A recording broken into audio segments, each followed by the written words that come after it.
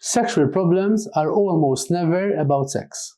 Sexual problems nowadays, we see from research and practice, they're mostly about the lifestyle we choose to live.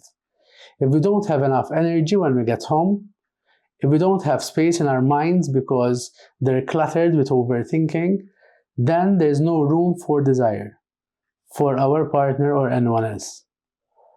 What is the relationship with our partner? If it's not a safe space, if we don't feel that we can be ourselves, then we're not going to let go and feel desire to be intimate with our partner.